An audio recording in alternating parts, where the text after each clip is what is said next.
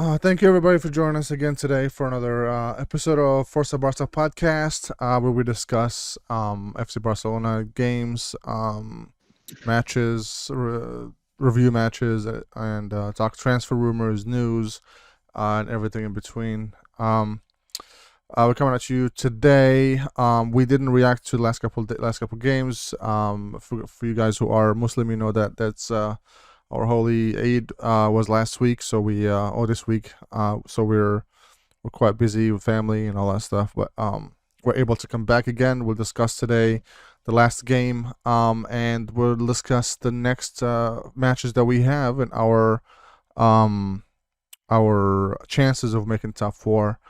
So that's going to be the plan for today. But first of all, Mew, how was your weekend? How was your Eid? How was your how and then we'll talk about the game, last game. Yeah, I had a fantastic weekend. Celebrated with the family, and Mubarak Saeed to all Muslims. And it was we didn't react to the last two games, so Yeah. some good things and some bad things. But overall, the weekend was fantastic. I hope you and yours had a fantastic weekend as well. Yeah, it was pretty relaxed. Spent time with family. Ate, cooked outside. Just enjoyed the festivities with friends and family. It was really nice. And you have a big barbecue.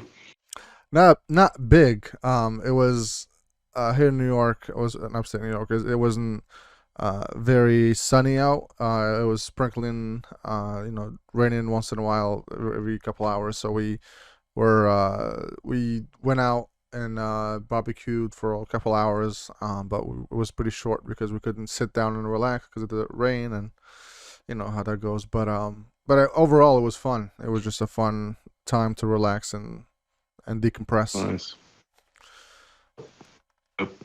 After the holy month, we had a lot of, and of course, the games. Yeah, a lot ups and downs. Yeah, it is what it is. Let's recap the last game. Yeah, let's do that. You wanna give us an overall impression of the game? Now let's start with the lineup. We had basically, for the first time at least, we had some shake up front. So we started with the usual suspects at our defensive line: Jordi Alba, Gerard Piqué, Araujo, Dani Alves.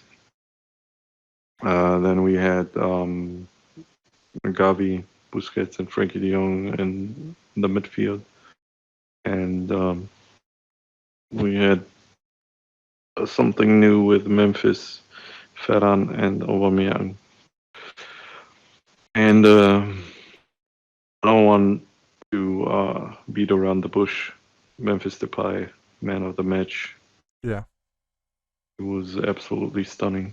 And after all, you can see what damage he can cause to the opponent when he's playing in his natural position. Yeah. Yeah. Were you surprised that PK started?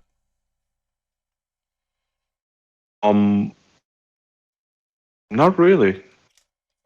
Like I kind of To be was. honest. I thought it was gonna come from the bench just because we knew he was having a hard time, limping, and we knew he was injured, but he still wouldn't leave, wouldn't get out. But Sometimes I get the feeling that of course, we can talk about this later. The renewal of Araujo's contract and the extension of his contract and stuff. But I get the feeling that if Piqué is on the pitch, Araujo becomes even better. he does. Well, And that's factual too, right? Like we saw when they pair Garcia with Araujo, he's not the same when he pairs with PK. I think it gives him more confidence knowing PK is there. and Pique's really good with the ball, so he's not worried about that aspect of it. So the focus is more on defense. So I Mhm. think it plays psychologically in a positively for Araujo when Piqué is there. So that is absolutely, you're correct in that, in my opinion. Yeah, the thing is that of course Piqué is not the fastest anymore, but his positional play is still. I mean, he had like uh did million games, so he knows what he's doing Yeah, when it comes to positional play. But that gives him and Eric Garcia, he's neither really strong nor really fast. yeah, His his ball distribution is somewhat good. It's probably his forte. It's his strength is the ball distribution. He's fairly good with the ball. yeah. Um, but other than that, when it comes to his defensive qualities, he had like one good game, if I recall correctly, and that was the Clasico. Yeah, I mean, it's physically, obviously, Piqué would be stronger and better in the air. So, like when you compare the two, it's not even close when it comes to that aspect of it. But, so yeah, Mm. so I was surprised to see Piqué just because he's been having a rough time with it, with an injury. So see him in there, I thought, oh, maybe he actually is better. But it turned out he really probably shouldn't have started. If he's gonna be, unless that was the plan, is for him to play once we score, or once we get ourselves to a position where we're confident of winning, then take him out and put Garcia in. Maybe that was the plan all along. I don't know, but the fact that he only played for he didn't even finish the half, right? So No. It was like 30th minute or something, right? yeah, 30th minute, So right on.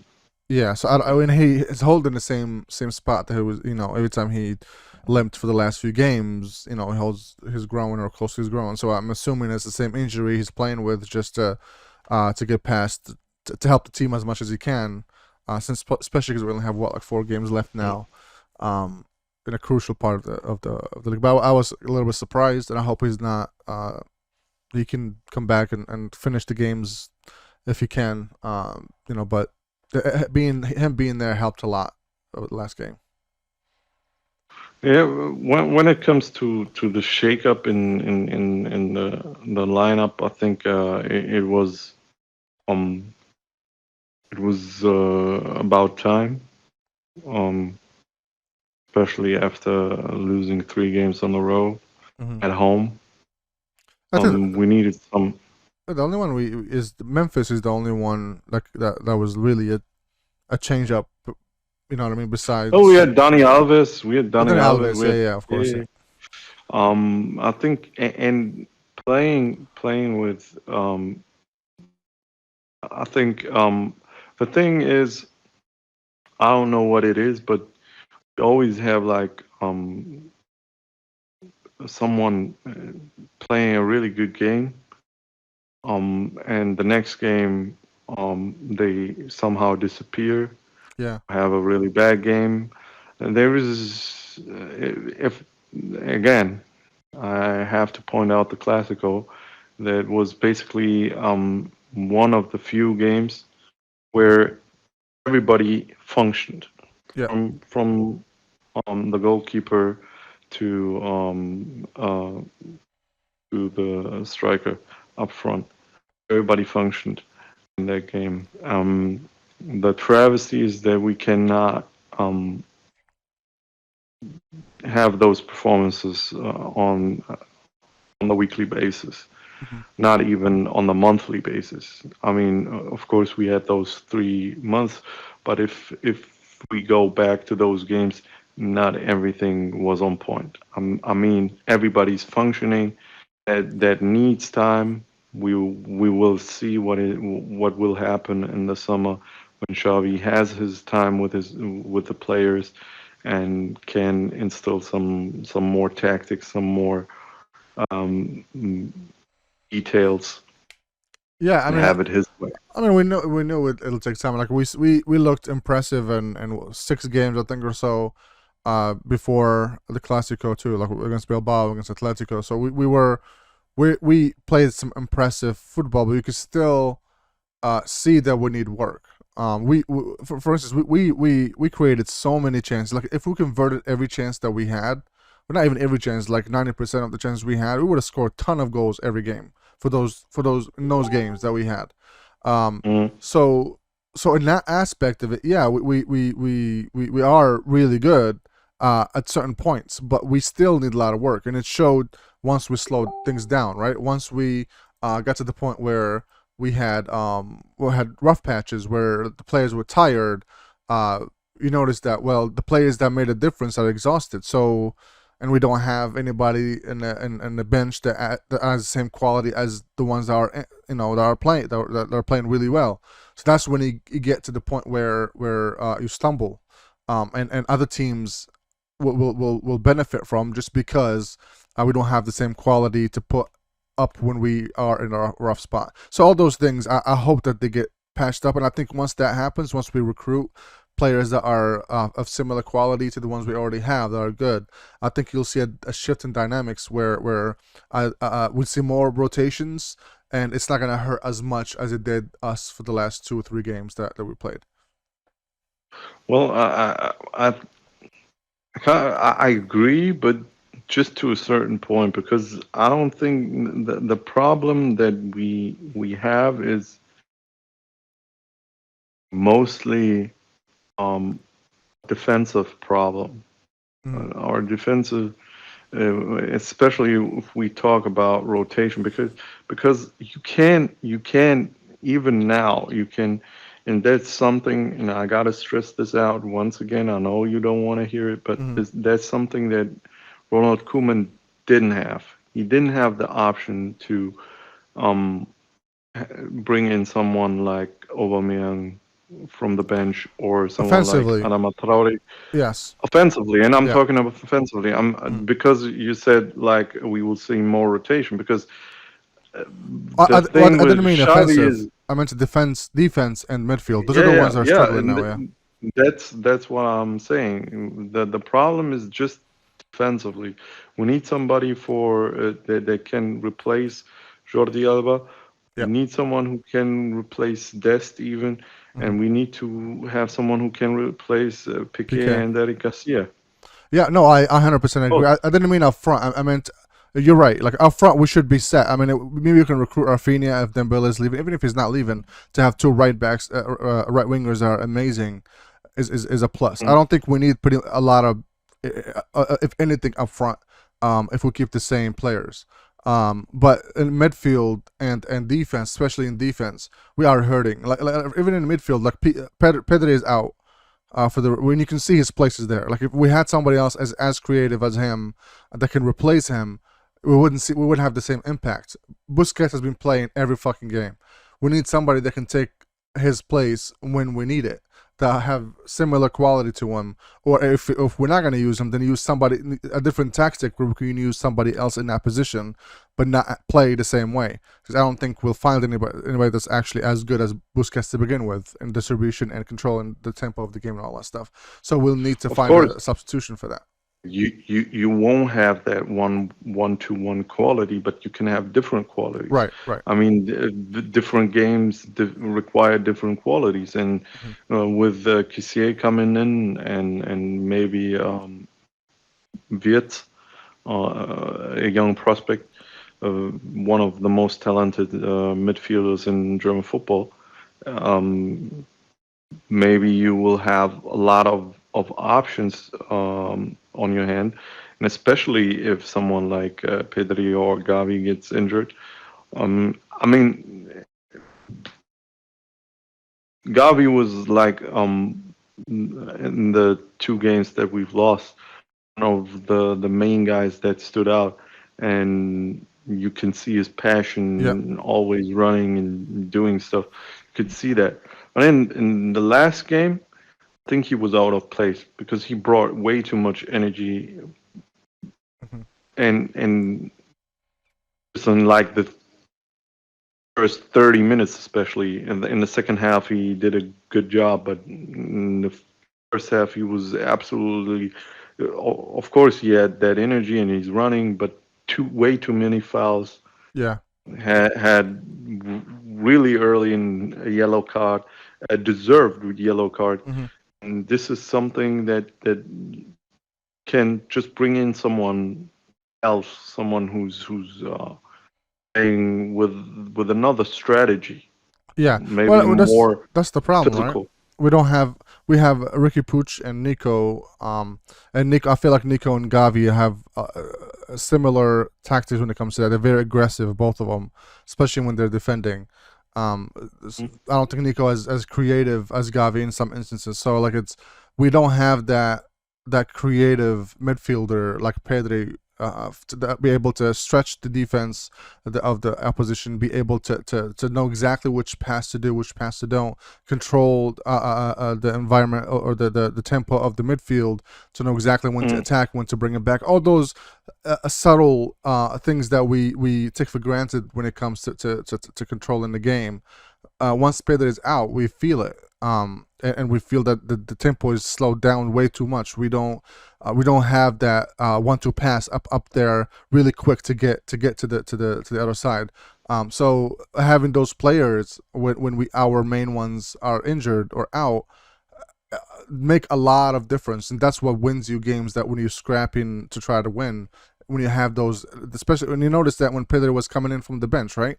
We would lose in mm, or tying, and he comes in and bam, like he has all those quick passes, those moments of brilliance and creativity that he brings in to the table that we don't have a lot of it in the team.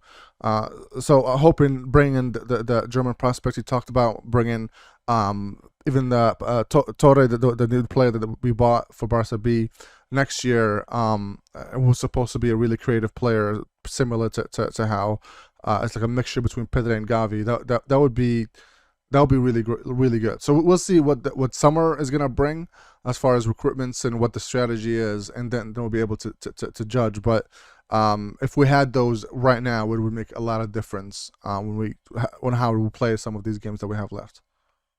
mm. I don't, I'm not too sure. Like you said, I totally agree. And I think we both agree that defensively we are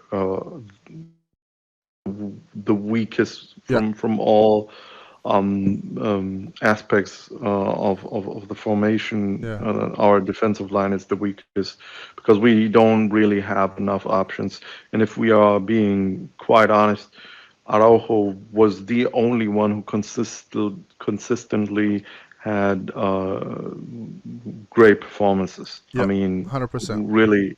Um, and if we talk about all of this, then of course we need to talk about the midfield. But when it comes to the midfield, I think we do have not the defensive midfield because we only have Busquets and somehow Frankie de Jong um, learned how to play that position,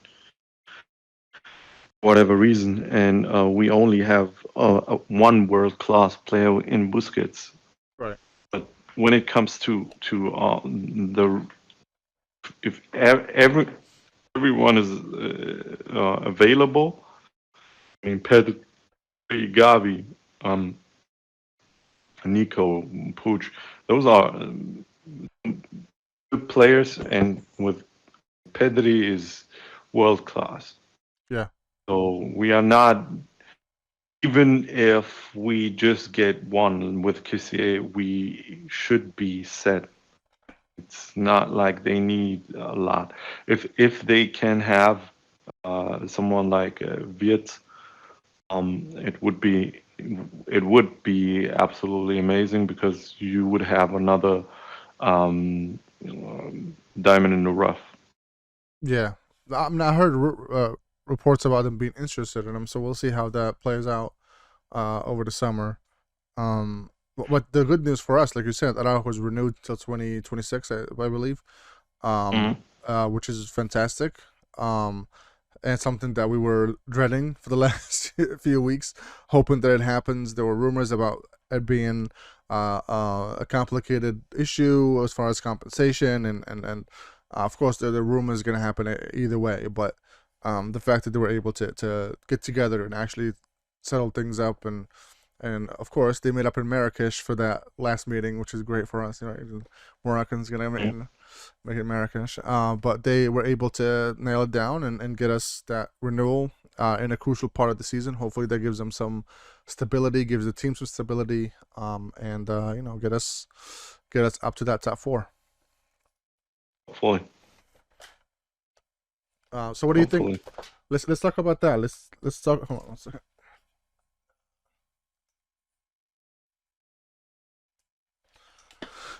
You hear me? Right? You hear me? Okay. Yep. So Yeah. let's talk about that. Let's talk about the top four. What do you think the chances are gonna be for us for the top four? It will be difficult because I mean, right now we have some advantages over the other clubs, but we could put everything bad next coming weekend if we win against Betis, and it's We have to not win by likely. more than one, right? 2-0 has to be, I think, because they won against us 1-0 before. And Yeah, but I think if we if we win if we 1-0, win, yeah, even if we win 1-0, we just need like 2 more points, and that should be doable. yeah. So that's not. I mean, if we win 1-0, doesn't it go then back to the goals conceded goals. versus? Yeah, I think yeah, we're winning yeah. that. I think we're ahead of Yeah, them. of course. Right, so Yeah. we should be good then. We win there, and that's it, and that seals it for us. Even if we tied on points, which would be the worst case scenario after winning against them, then we should be able to go through to the top four. That's the only. Basically, Betis is the most It's the dangerous final. out of all of This them. is the final. Is this Saturday, basically. And we will have our chances even if we lose that game. Yeah. Because But if you because Sevilla and Atletico have some really tough games, yeah. difficult games, and they are playing against each other. Right. So we That can too, yeah. capitalize on that. But we have some difficult games on our own because we are going against Celta de Vigo, which in the last few fixtures we didn't perform too well, even at home. And then Villarreal and Getafe, I think, are the last 3 games. Yeah. The good thing about Betis for us is that their next game is against Valencia. So they have tough, really tough opponents after us. I think pretty much all of them do. So it should be, yeah, like you said, it should be a pretty comfortable. I think the plan would be now is to actually secure the second spot, which still mean to not lose pretty much any game that we come across for the next 3 weeks. So because we only have 3 games left, so we should be able to hopefully to secure the second place without any issues. Yeah. So that's. Do you think Javi's gonna rotate a lot on Saturday, or is he gonna play the same? Is he think he's gonna play Memphis, or is he gonna go back to Dembele and Ferran? Maybe put in Dembele and Memphis instead of Ferran. What do you think? Yeah, because Ferran is absolutely It's burnt out. overplayed. Yeah. He needs well, and even if it's not working out, he can throw him in for Yeah. Memphis. It's not something that I personally wouldn't play Ferran Torres in the next game. I would go for speed on the right side and for that finesse on the left side with Memphis because he played an absolute amazing game. Of course, we need to keep our expectations in check. But if you see, no game is really easy. Nothing comes easy. And Mallorca, they have some good defensive players. And if you see what Memphis is doing there, was absolutely amazing. Absolutely amazing in every his runs, the runs that he was making, the technicality, everything. Yeah, I think that's I know that we forgot how good he was in the first half of the season because the team as a whole was being terrible, but his game was good. He saved us in a lot of points in the first half of the season before even Xavi came through. Without him, it would have been even worse. So I think Mm. people maybe because he got injured and he had a hard time coming back, and that when he came back, he was played as a striker, which is not he's not good in that position at all. So playing him in there doesn't do anybody any favors. We saw how terrible he was when he played in that position because it's not really his natural position. So once he got put to the left, he every time he was there, you can see that he has the quality for him to play there very efficiently and create danger and be dangerous on the ball. So I'm glad that he was able to play the whole 90 minutes. I think he played the last game, and was able to make a difference. And that goal was pretty fantastic too that he scored. So I'm very happy that he was included, and I hopefully that he gets included even more in the next few games. And that gives Ferran Torres too a little bit of breather. Like you said, he's been playing nonstop every game, Yep. starting pretty much every game, which is not a very good thing to have on him. All that the accumulation of the minutes and the stress of that. I gave him a little bit of break from that. So I think that was a good idea to play him. Maybe it's a playing him then today. Maybe I mean the last game was more of a gateway for Ferran to be rested for this week, especially because I think Dembele was not feeling well last Saturday. That's Sunday. That's the reason why Ferran played on the other side instead of Dembele. Um, Mm. so so we'll see how it plays out this Saturday though. Yeah, yeah, but that's again a decision that I cannot understand. Even let's just say Usman was not feeling too well. Why not play Adama there? Yeah, It's his position, and when he came on early in the season, he not early in the season, but yeah. When he came, after the winter yeah, transfer, he had some amazing games, and especially against those top type of of opponents that like to sit back and have like five defensive line. You can throw him in there. He's dribbling past players even more so than Ousmane Dembele because of his pace. yeah. I don't Just understand either. It was very strange because, like you said, he was destroying everybody in the first like 4 or 5 games. Everybody that yeah. comes through, he's so I don't understand. Maybe he's lost the confidence in him, and maybe he thinks that the defenders figured him out, which is not true because every time he played, even when he came in the last 10 minutes, he still created chances. Especially the game we were losing, and he came in the last few minutes. He did more than Dembele did in the whole fucking game that game because Dembele had a terrible go of it. Every time he tried to cross it, it went fucking all over the place. He came through. He started getting all those dangerous passes in the box. So I don't understand why he didn't play this last game at all. I think it was a mistake, but again, we don't know if he's not feeling well or whatever Javi's thinking. But if it's none of those, if it's something he just decided for him not to play, I don't think that's a good idea at all. But maybe it's just something that he doesn't have confidence in him and doesn't think he's gonna make a difference.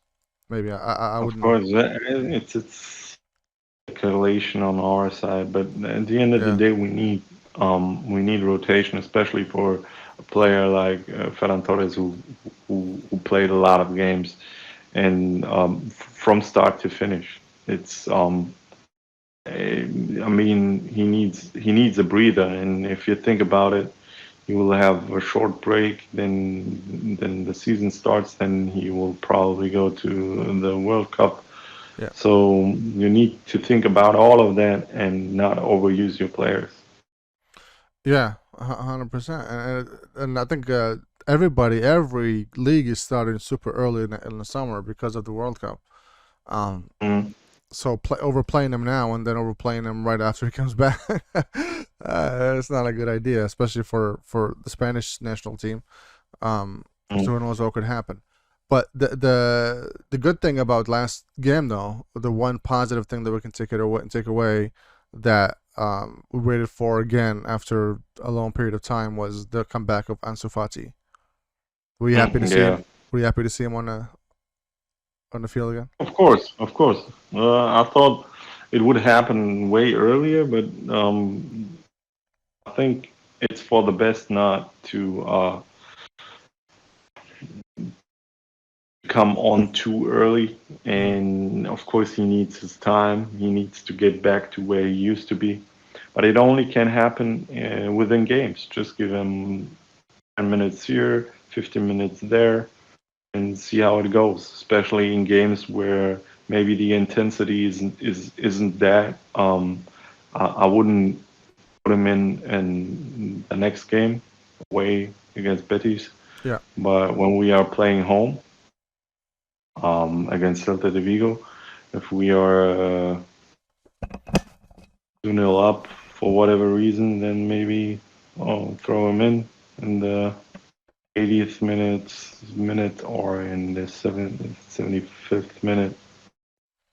Just throw him in there, let him get some play, Yeah. and let's just wait and see because he clearly needs some more time to be on his A game. Yeah.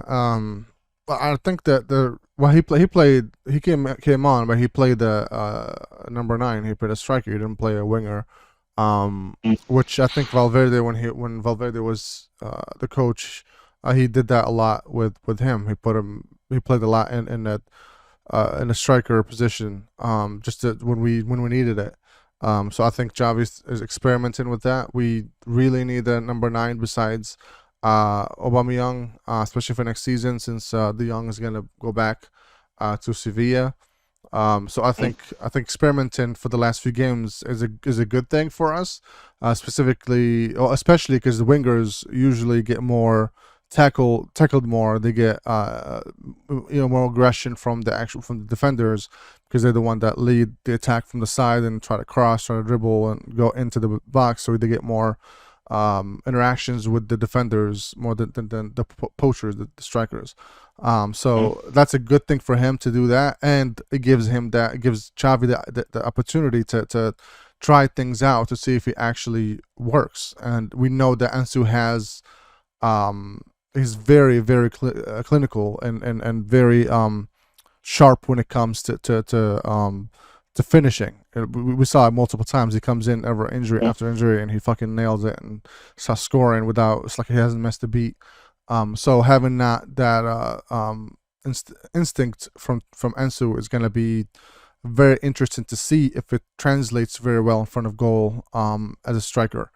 And if it does, then fuck it. We don't need Haaland or anybody else. We have fucking Ansu Fati. But that's gonna depend on again, like we talked about this, how healthy he's gonna be still. The injuries are gonna affect him. Is it gonna be one of those players where he gets injured every 3-4 months?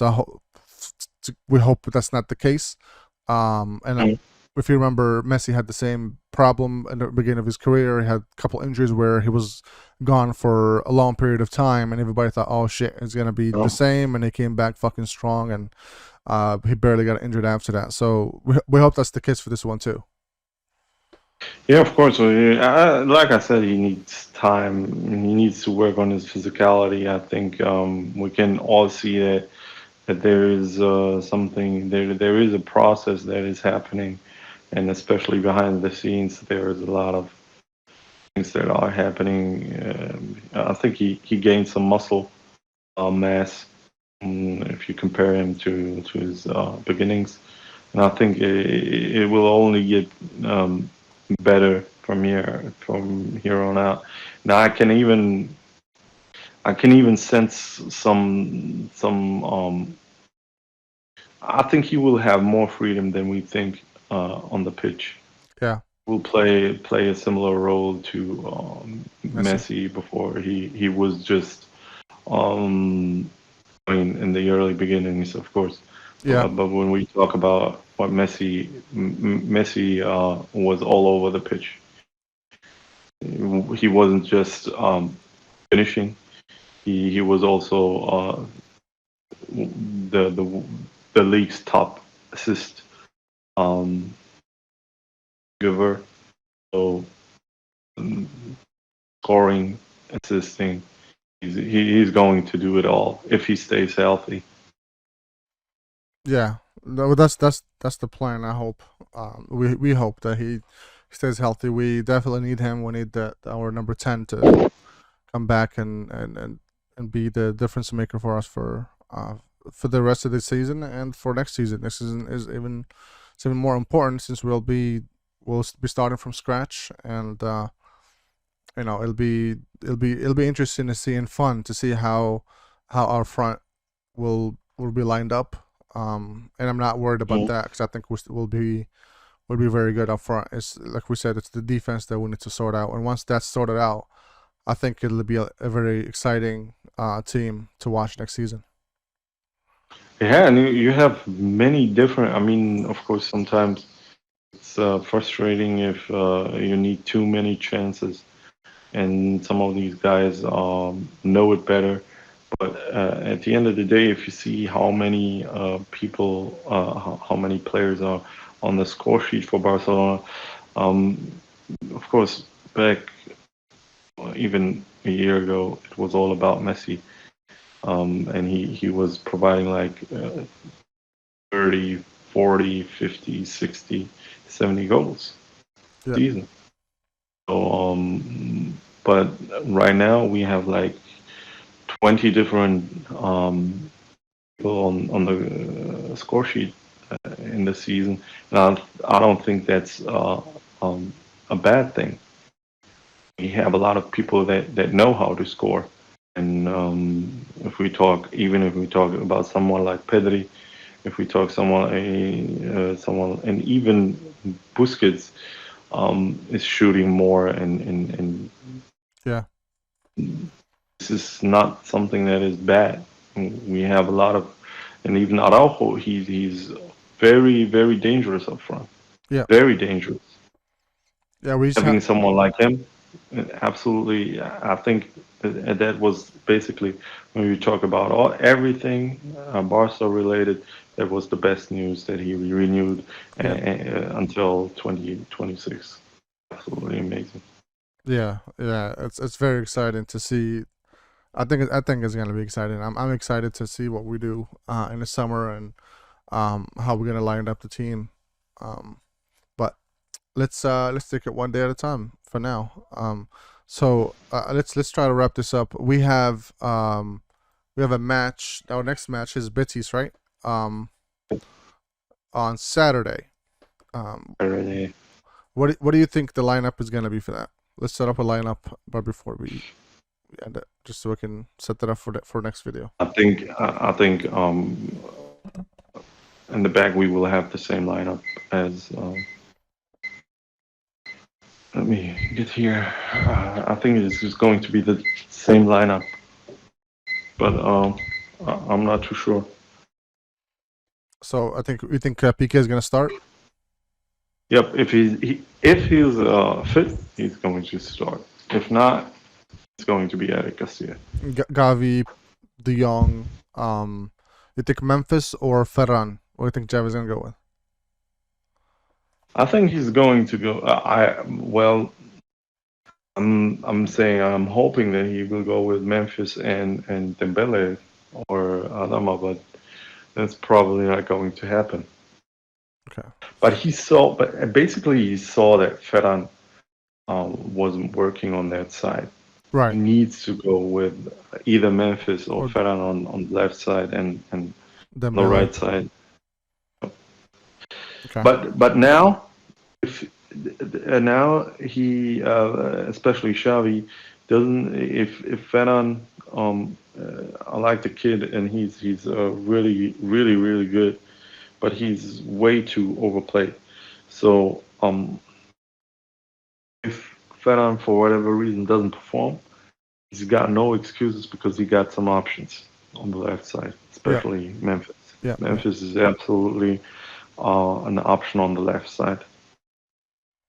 All right. And Well, the link up between him and between Oba. Memphis and Jordi, Oh yeah. I like that a lot. Yeah, they seem, More so than they seem like they between know Jordi and Ferran. they know how to link up pretty well. Yeah, in comparison with Ferran and Jordi Alba. All right, cool. So that's I think we should be able to have a really good match. I think it's going to be interesting to see how we set ourselves up, and hopefully they take it seriously and take it as a final, because winning this will take some stress off the shoulders of the players, and be able to perform without that heavy stress on them, and making the top four and be able to enjoy themselves instead of be in that mind state of